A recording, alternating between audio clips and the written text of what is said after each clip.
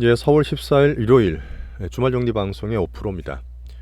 자, 방송이 조금 늦었죠. 예, 집에 일이 좀 있었는데 사과 말씀드리겠습니다. 실전 투자 제리 채널입니다. 4월 달에 제가 단기 조정이다. 자, 변동성을 좀 대비하고 있는 그런 상황인데요. 금요일, 토요일, 일요일 오늘도 보니까 이스라엘이나 중동 이슈가 계속 살아나고 있는 것 같습니다. 오늘 제가 말씀드릴 부분은 이런 단기 조정장 내에서 금리가 좀 변하고 있어요. 연준 스탠스가 변하고 있고 또 환율도 우리나라 많이 걱정하시잖아요. 오늘 한번 설명을 드려보겠습니다. 자, 그리고 지정학적으로 이스라엘과 이란이 되게 좀 안 좋은 상황인데 그 이슈가 어떻게 될지도 한번 전망해 볼게요. 자, 결론적으로 우리가 투자하고 있는 미국과 한국 증시의 실제 우리 포트에 대한 내용과 주도주군 종목까지 한번 점검해 보겠습니다. 자, 매크로가 사실 재미없다고 하시는 분들 계시는데 단순하게 트레이딩만 하는 게 아니라 시장의 가장 기준인 투자에서 어떻게 보면은 우리가 일을 한다, 뭐 어떤 가격을 냈다 하면 그 어떤 시장 환경이 있잖아요. 시장 조사 이런 거라 보시면 돼요. 그냥 똑같은 게 아니라 바뀌다 보니까 그런 전체적인 투자 환경에 돈의 환경을 보는 그런 내용이라 보시면 됩니다. 자, 그리고 제가 이코노미스트나 애널리스트는 아니라 그랬어요. 제가 이제 올해 주식을 보는 실전 투자자로서 꼭 필요한 정도 말씀드리겠습니다. 자, 먼저 금요일 날 증시 한번 볼게요. 지금 미국 증시가 빠졌어요. 미국 증시가 그때 전반적으로 다 빠진 게 지금 말씀드릴 중동 이슈에 대한 변동성 있으면 빅머니들은 해지를 하잖아요. 한번 때리고 현금 합을 하는 그런 흐름입니다. 하지만 지금 다우가 좀 더 많이 빠졌고 좀 특이성 있죠. 얘들은 좀 떨어졌고 S&P가 조금 덜 떨어졌고 나스닥 우리가 보고 있는 빅테크나 AI 빅뱅 이쪽에 있는 나스닥이 제일 적게 떨어지긴 했어요. 하지만 중동 리스크를 좀 보고 있는 것도 사실입니다. 자, 그리고 오늘 제가 매크로 중에 금리와 환율을 말씀드릴 텐데 이 투자 기준 잡으시는 데 되게 중요합니다. 예전에 보면 물가가 1년 내내 뭐 9%짜리가 뭐 4%, 3%까지 빠졌잖아요. 그리고 3%대에서 계속 요새 말하는 걸로 울퉁불퉁합니다. 그림 잠깐 보여드릴까요? 자, 이게 미국의 CPI 기준입니다. PC는 아니고 CPI인데 그때 이제 연준이 실수를 했던 2022년 6월 달인가? 그때 9% 찍었어요. CPI가 9%였다고요. 물가 상승률이 우리나라 6% 왔을 때인데 9% 찍고 계속 빠집니다. 자, 금리를 계속 인상하면서 물가를 잡았던 거죠. 경기를 눌렀던 거고. 자, 그렇게 하면서 작년 또 6월 정도에 3%를 찍어요.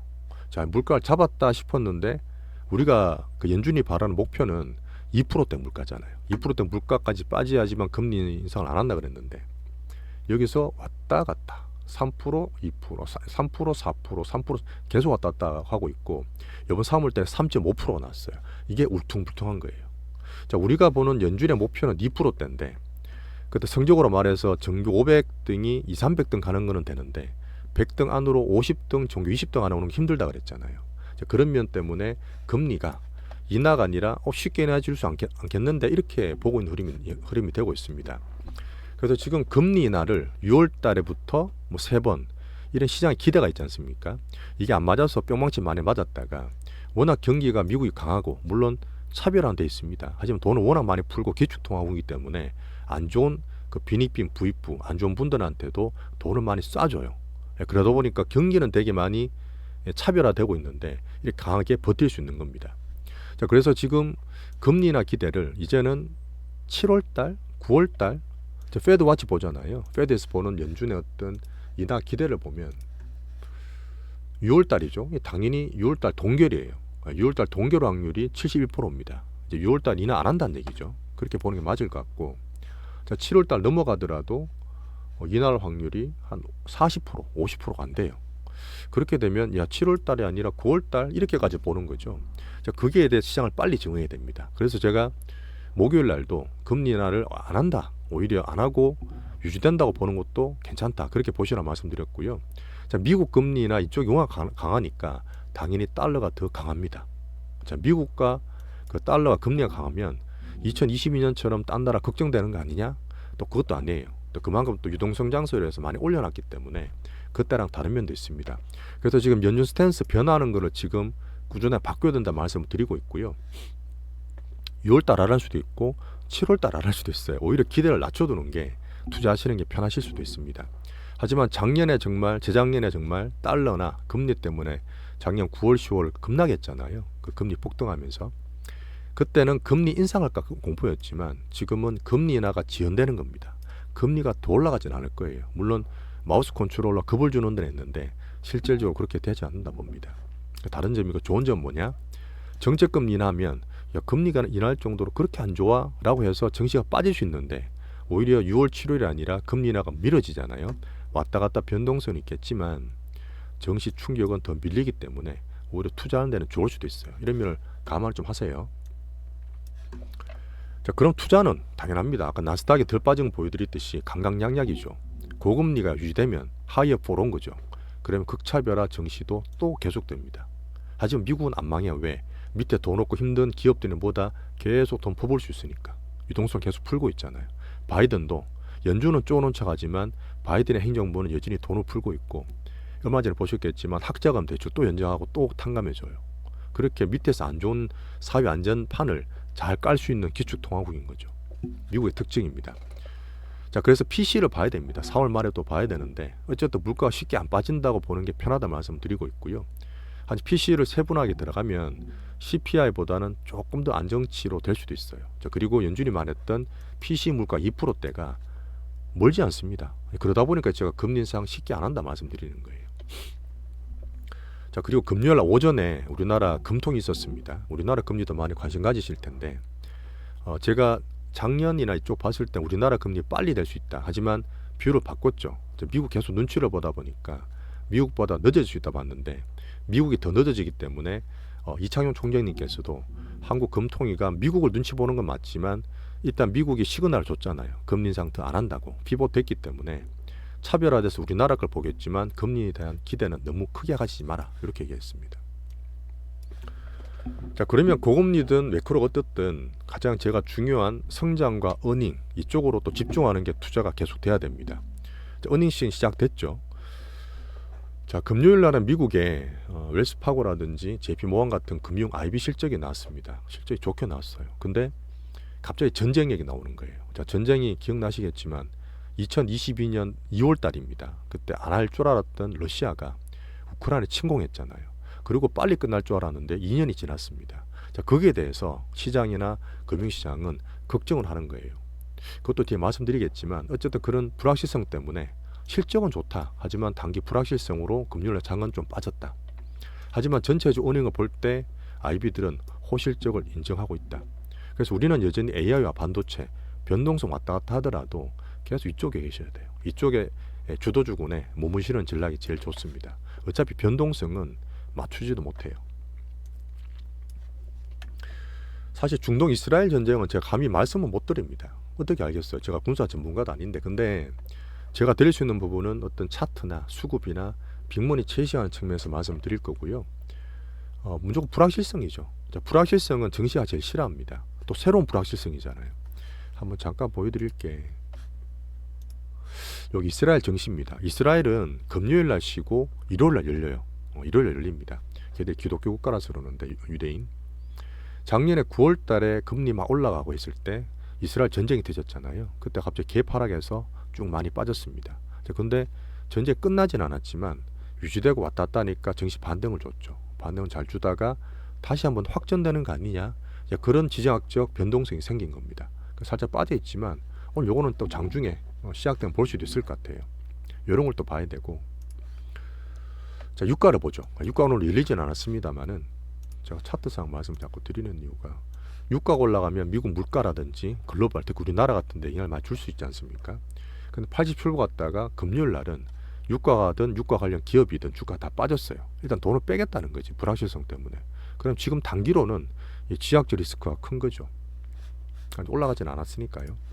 자, 그래서 80대 불 중후반에 그 지역적 리스크와 같이 가는데 혹시 이게 90불, 100불, 90불 이상 넘어가면 한 번 더 대비를 해야 됩니다. 아직은 아니니까 요거는 이제 불확실성을 보면 되고요. 이 참 전쟁이라는 게 정말 비극적인 일이죠. 정말 비극적인 일인데 우리가 또 투자를 볼 때는 정치 경제학적으로도 또 봐야 되잖아요. 미국 대선이 얼마 안 남았고 이스라엘과 이란이 워낙 지금 첨예하게 대립하고 있는 상태에서 바이든이 뭐 구축함도 보내고 하고 있지만 아이언돔이 상당히 방어를 잘하고 있습니다. 어쨌든 이스라엘이 한번 공격을 받았고 다시 반격할 거냐? 얼마 전 방금 보니까 이스라엘 대피명이 해제됐대요. 그래서 괜찮아진 거냐 보고 있는 상태인데 어쨌든 바이든이 볼 때도 대선 얼마 안 남았잖아요. 우리가 투자를 볼 때 특히 미국의 대선은 꼭 봐야 됩니다. 근데 이스라엘의 확전을 원하진 않아요. 근데 이스라엘이 빡 돌아가지고 우리는 그래도 하겠다 할 수도 있겠지만 제가 볼 때는 확률이 적습니다. 또 확진이 적다고요. 브렉시트 때문에 단기로 흔들렸다지만 와 더 빠지겠네 더 많이 팔자 저는 그렇게 하고 싶진 않아요. 자 미국 대선 방금 말씀드렸던 부분이고요.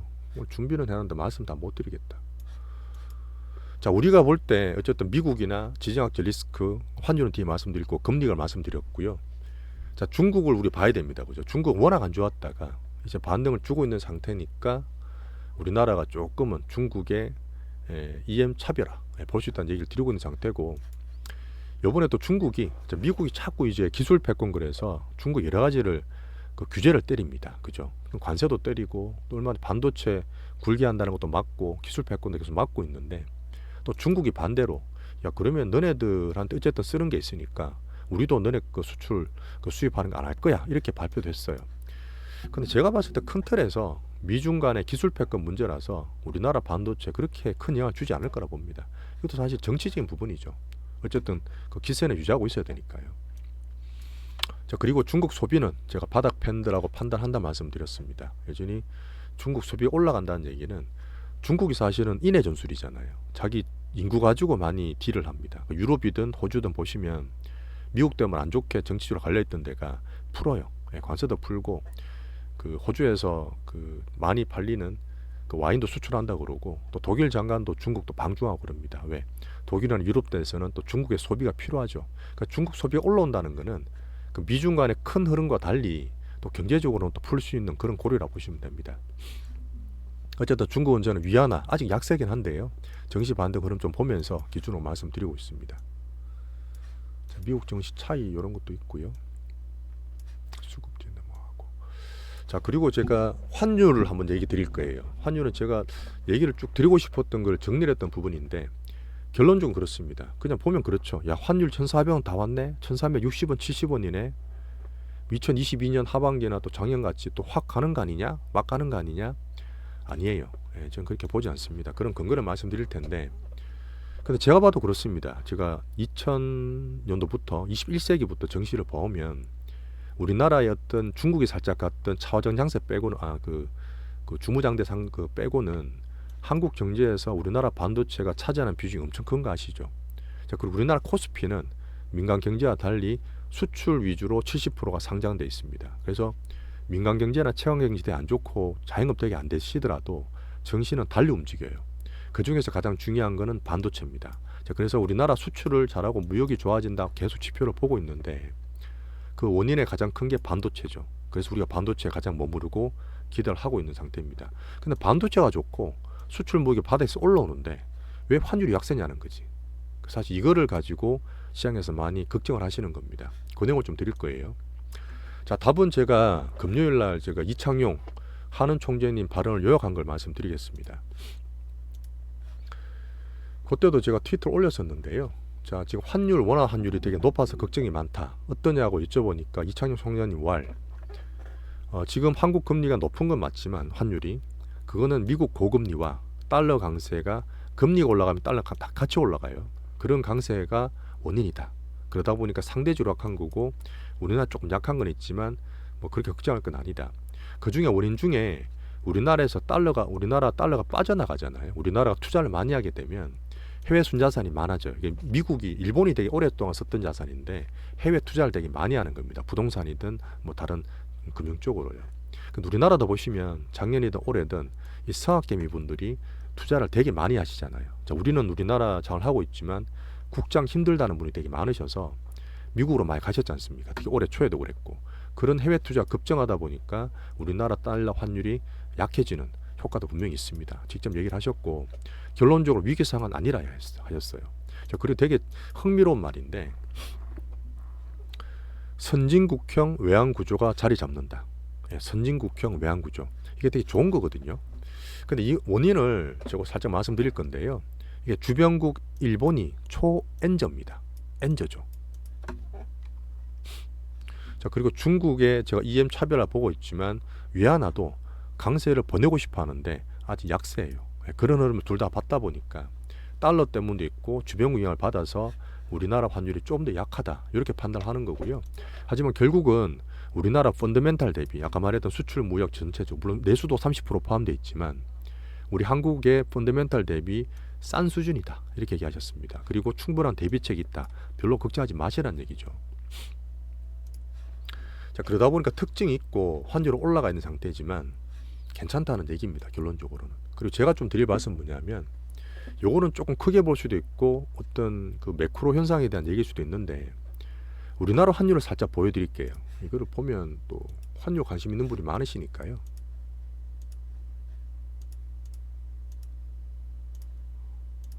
자, 원달러 환율을 잠깐 보여드리겠습니다. 지금 1360원대죠.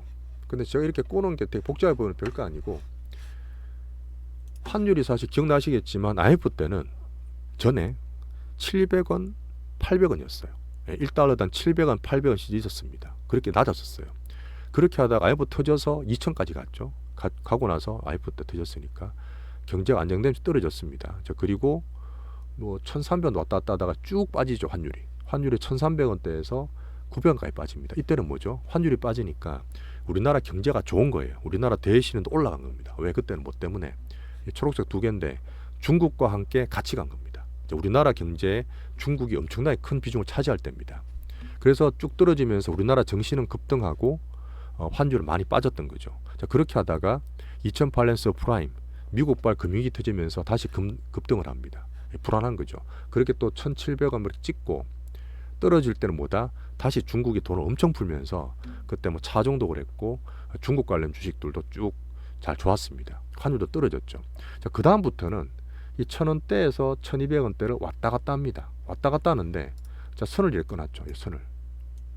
이 저점이 올라가지 않습니까? 고점이 또 올라가고 이 패턴이 뭐냐면 큰 주세상 말씀을 드리는 거예요. 왜 이렇게 되느냐면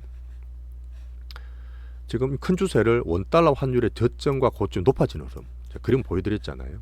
이런 흐름은 뭐냐면 우리나라 경제가 2000년대든 2010년 전후든 중국에 대한 경제 의존성이 변해요. 이것도 그림 잠깐 보여드리면 이거 여기 있나? 여기 있네. 자, 우리나라가 중국과 미국의 수출 규모 비중 어차피 우리나라 경제는 수출 주도 국가니까 그 2000년도부터는 중국의 비중이 20%, 25%까지 막 올라가요. 홍콩, 대만 다 합치면 그랬습니다. 26%까지 가다가 점점 빠지죠. 이때 트럼프가 중국 때리고 우리나라 뭐 중국하고 글로벌적으로도 선이 경계가 꺼졌지 않습니까? 자, 그러면서 미국과 더 무역을 접합하면서 미국에 대한 비중이 10%까지 빠졌다가 2010년 후반기부터 18%, 지금 20%까지 다 올랐어요. 20%까지 올랐고 반대로 중국은 쭉 빠져서 떨어집니다. 이게 근래 들어서 한 7, 8년간의 변화예요. 이 흐름이 환율의 큰 흐름상 반영이 되어 있습니다. 자, 그래서 한국 경제가 미국보다는 중국의 경제 의존을 적게 하고 미국을 크게 하다 보니까 제가 보여드렸던 환율이 이렇게 올라가는 거예요. 그리고 올라가는 게 무조건 나쁘게 볼 필요는 없죠. 2020년 같이 달러가 막 이렇게 발악을 해서 다른 나라 금융위기나 터지는 게 아니기 때문에 올라가는 걸 좀 감안할 필요 있다는 얘기입니다. 그렇게 봐주시고 자, 두 번째로 왔다 갔다 하는 건 뭐냐면 미국 금리예요. 자, 미국 금리가 올라가면 달러 올라가죠. 그러다 보니 작은 주사는 우리나라만 그런 건 아니고 달러 따라서 왔다 갔다 하는 게 있습니다. 요거는 또 보여드리면 금리가 올라갈 때 우리나라 환율 약해져요. 약해지다가 작년 초에 금리 올리더라도 성장 대내에서 떨어졌는데 그 다음부터 연준하고 우리 시장의 눈높이 맞춤입니다. 금리 올릴 거야. 떨어질 거야. 올릴 거야. 떨어질 거야. 그러다가 지금 뭡니까? 금리 쉽게 안 내릴 거야. 그러니까 다시 올라가 있어요. 자, 그런 면으로 환율을 봐주시면 됩니다. 앞에 말씀드렸던 금리와 전체 매크로 우리나라 경제를 다 같이 볼 수가 있죠. 큰 주세와 작은 주세로 환율을 봐주시면 되고 그래서 결론은 올라가더라도 이유가 다 있다. 너무 공포를 갖지 말자. 여전히 우리나라 수출 좋은 거는 참 그때 이창인 총재님이 우리나라 수출은 곧 나올 거예요. 정말 좋아진다 그랬습니다. 수출이 좋아지는 거는 확고하다 그랬어요. 그런 면에서 뭐가 좋냐? 가장 좋은 반도체에 머물러 계시는 겁니다. 그래서 결론을 낼 때 제가 금리 미국이 어떻다 그 지정학적 리스크는 있어요. 그건 사실 제가 쉽게 판단 못하지만 미국의 어떤 정치 경제학상 바이든이 확전을 원하지 않기 때문에 그런 불확실성은 현금으로 대비하면 됩니다. 그리고 여전히 어닝 시즌, 불확실성 단기 조정이지만 우리는 정시 성장 어닝이 있는 주도주 투자에 머무르시면 돼요. 여기서 변동성 왔다 갔다 누가 맞춥니까? 못 맞춰요. 그래서 주도주에 계속 계시면 됩니다. 자, 금리가 쉽게 안 떨어진다. 하이어퍼 롱거가 되면 달러와 금리 쉽게 안 빠지겠죠. 하지만 환율은 특이하기 때문에 보대 추세주로 말씀드리는 거고요. 지역적 리스크는 큰 흐름은 제가 보고 있지만 우리가 현금 비중 갖고 있지 않습니까? 그 비중 유지합니다. 더 내지는 않을 것 같아요. 뭐 흐름 따라 달라질 수 있겠지만. 자, 그래서 미국은 결론적으로 AI 빅뱅 성장주에 계속 엔비디아 등으로 가지고 계시면 됩니다. 추가적으로 제가 더 늘리지는 않을 것 같아요. 엔비디아 좀 팔아놓은 건 있지만 그냥 좀 더 봐야 될 것 같고요. 자, 우리나라는 여전히 우리 반도체와 수출이나 성장 은행에 가장 좋은 반도체와 우리나라 수급 특징을 볼 수 있는 바이오로 투자를 지속합니다. 예전부터 한번 얘기 드렸던 코스피와 삼성전자 하이닉스, 지금 하이닉스가 HBM 때는 더 올라가 있잖아요. 코스피와 반도체와 미국 마이크로는 항상 같이 갑니다. 이것도 재밌게 한번 보여드리면, 자, 파란 게 코스피, 그 다음에 이 분홍색이 삼성전자, 까만 게 하이닉스, 그 다음에 빨간 게 마이크론이거든요. 미국 마이크론인데 2008년 서프라임 이후 보면 그냥 같이 가요. 같이 올랐다 같이 빠졌다, 같이 올랐다 같이 빠졌다, 똑같죠. 지금 하이닉스는 더 올라가 있죠. 자, 여기서 키높이 맞춰지는 그런 상태고, 그런 흐름이 같이 계속 갑니다. 왜? 우리나라 반도체는 코스피를 제일 많이 견인하기 때문에 커플링 되지만, 살짝 다른 건 뭐다? 외국인이 그렇게 사고 반도체가 좋음에도 불구하고 앞에 말씀드렸던 환율의 큰 추세와 작은 추세 때문에 조금은 코스피와 환율이 차이 난다. 자, 요거는 뉴노멀이다. 새롭게 바뀌는 매크로 환경으로 이해하시면 될 것 같습니다. 자, 그 사이에서 우리는 EM 중하권도 볼 수 있으니까 좋은 면이죠. 그래서 단기 변동성에 현금 비중 있는 데서 우리가 조금 더 느리고 할 수 있지만 너무 흔들리지 마세요. 흔들리지 마시고요. 자, 우리는 대장주, 이거는 한번 말씀드리려고 그랬는데, 제가 반도체 바이오로 계속 집중하는 이유가 뭐냐면, 당연히 AI 반도체는 글로벌상 우리나라 수출을 제일 잘하는 반도체 글로벌 1등인 성장은 AI를 따라다 보니까 반도체를 하는 겁니다. 미국 기준이에요. 근데 우리는 중국도 봐야 되고, 특히 우리나라에 제가 좋아하는 수급 성장, 어닝줄 찾잖아요. 자, 수급줄 찾잖아요. 거기에서 제가 바이오를 찾고 싶은 거예요. 그런 면으로 두 업종 갖고 있다 보시면 됩니다. 종목 선택 집중하고 있어요. 자, 거기서 저만 말씀드리고 있는, 제가 동학 1기를 2020년 3전, 2023년에 2차 전지를 동학 2기, 그냥 지금 동학 3기의 출현을 기대하고 있습니다. 저만 말씀드리고 있어요. 제가 보는 수급 모멘텀 우리나라 정시 특장점인데, 올해 2월 1월 달에 살짝 개인들이 왔다 갔다 하다가 지금 집중하다는 모습 보이고 있다 했습니다. 어디로 집중되느냐? 반도체와 바이오로 집중되고 있는 게 보여요. 자, 그리고 기관이 밸류업 때문에 왔다 갔다 했지만 외국인데 개인이 붙을 때가 이 수급주 찾기가 되게 좋습니다. 그 제 특기니까 계속 말씀을 드리고 있고요. 같이 좀 보시죠. 자, 그래서 개인이 선호하고, 자, 빅머니 체이싱을 볼 때 그 중에 가장 대표 바이오는 개인이 좋아해요. 우리나라 좋아하지만 금리가 쉽게 안 빠지고, 그 다음에 어닝과 실적이 가장 확실한 그런 바이오로 더 집중하셔야 됩니다. 안 좋은 거는 더 안 좋은 거예요. 미국 같은 케이스는 돈이 많고 기축통하다 보니까 사연 전판을 잘 깝니다. 돈을 막 쏘아볼 수 있어요. 근데 우리나라는 안 그렇잖아요. 재정이 아직까지 힘들고 그러다 보니까 이 안정도 시켜야 되는 부분이고, 기업도 마찬가지인 거죠. 안 좋은 거 퇴출도 더 잘 될 겁니다. 그래서 더 좋고 더 강하고 성장은행 쪽으로 더 좁혀서 가는 그런 투자가 맞으세요. 자, 그리고 제가 보는 중에 항상 이번에 사실 정치가 특히 총선이 엄청 핫했잖아요. 관심도 되게 많고 투표율도 제일 높았고. 그럼 정치 테마가 되게 떼야 되거든요. 근데 유명한 정치인들의 관련 테마주가 빨리 꺾였어요. 그 말은 뭐냐면 예전과 또 다른 겁니다. 시장이 더 스마트화 된 거예요. 제가 정치 테마를 제일 싫어한다 그랬죠. 의미가 없는 거라고. 그 되게 빨리 끊긴 거 봤을 때는 오히려 성장은행과 제대로 된 쪽으로 더 모일 수 있는 우리나라의 어떤 스마트함을 저는 볼 수 있었습니다. 그러니까 마지막으로 오늘 저 섹터나 이쪽은 그냥 종목으로 가름을 하겠습니다. 우리 보고 있는 포트를 한번 볼게요. 일단 먼저 엔비디아. 엔비디아는 미국이 왔다 갔다 해도 나스닥이 제일 강하고 가장 중심이죠. 840에서 선을 끊었던 부분에서 바로 올라갔습니다. 하지만 970, 840 왔다 갔다 하는 의미 없습니다. 여기에서 유지가 되어 있는 상태인데, 작년에 제가 4월부터 20% 왔다 갔다 했는 것처럼 한 800불까지도 일어나야 돼요. 근데 우리가 뭐 지역적 리스크 금리 환율 보지만 950불 정도 20% 팔아놓고 나머지 더 팔 거냐는 미국은 좀 점잖하게 제가 무겁게 하고 싶다 그랬잖아요. 그러다 보니까 거의 안 팔 것 같고 왔다 갔다 하더라도 들고 가겠다. 5월 22일 날 어닝을 좀 보겠다 말씀 다시 한번 드리겠습니다. 자, 삼성전자를 볼게요. 금요일 날도 오후에 좀 빠지긴 했더라고요. 근데 외국인 수급이 크게 문제가 없고 1월 달처럼 혹시나 단기적으로 환율 같은 걸로 해지를 좀 했습니다. 그 외국인 선물을 좀 때리긴 했더라고요. 그 삼성전자는 어쨌든 8만 5천 원이죠. 8만 5천 원이 물량대를 돌파가 바로 그때 7만 원에 8만 원 벌어갔지만 이 물량대가 2021년 1월 달 물량이라고 했어요. 1, 2월 달. 쉽게 돌파가 안 되고 출렁출렁 그리면 좋습니다. 빠지더라도 뭐 10% 왔다 갔다 할 거니까 중기 투자 우리 홀딩 하시면 돼요. 결국 이러다 왔다 갔다 하는 중에 종목은 확산될 거고 3년에 쉬는 동안입니다. 결국 우리 9만 5천 원까지는 갈 수 있을 거라 봐요. 중기 포트 잘 가져가시면 됩니다. 그리고 하이닉스는 어쨌든 신고가 났어요. 금요일 날 신고가 났다가 이 지역적 리스크나 이런 분위기 때문에 좀 빠지긴 했죠. 지수를 살짝 먼저 볼까요? 지수도 제가 말씀드린 부분에서 큰 의미는 아닌데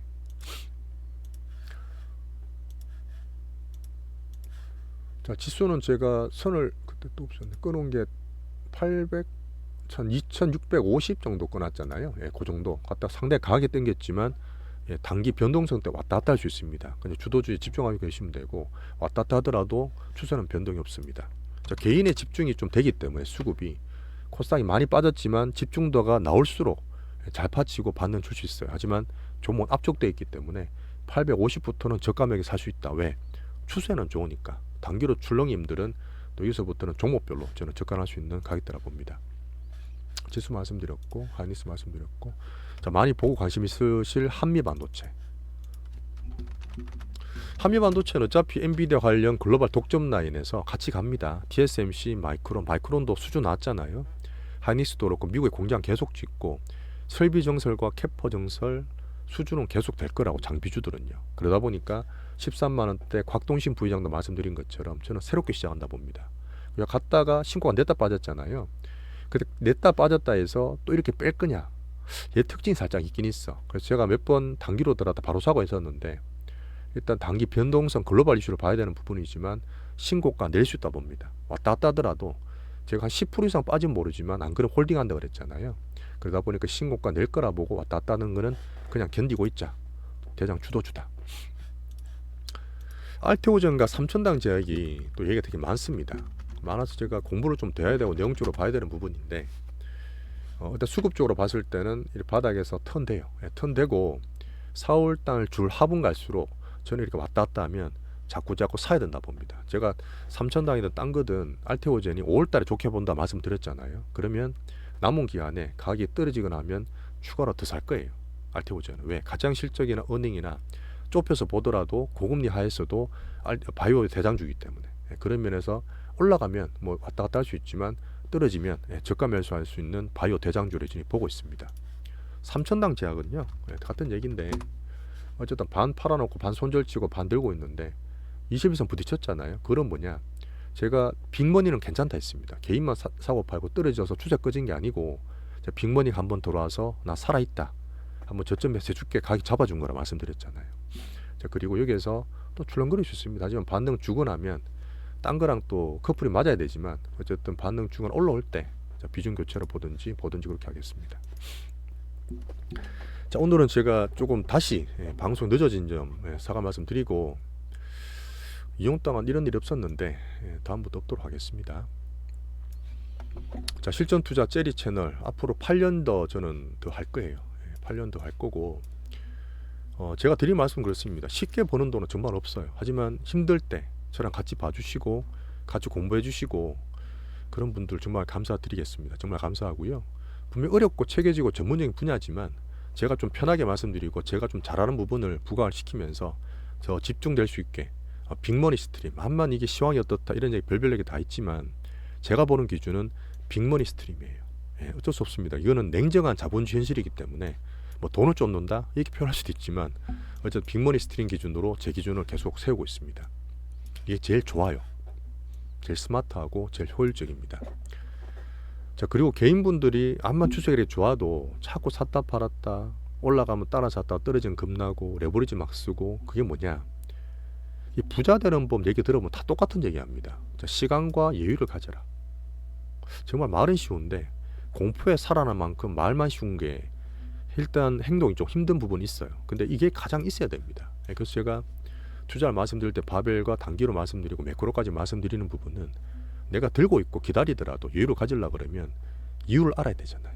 그런 면에서 꼭 얘기를 드리고, 기술적으로 제가 조금 더 말씀드릴 수 있는 부분은 시장이 호황장이다, 나쁜 장이다 이런 얘기를 드리면서 시장 성격 판단하면서 그 중에 더 집중해서 대장주와 빅머니 체이싱은 제가 좀 더 드릴 수 있는 부분입니다. 바벨포트 말씀드리고 있고요.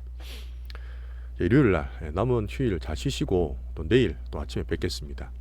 자, 간의 평안과 건강히 함께 하시길 바라겠습니다. 감사합니다.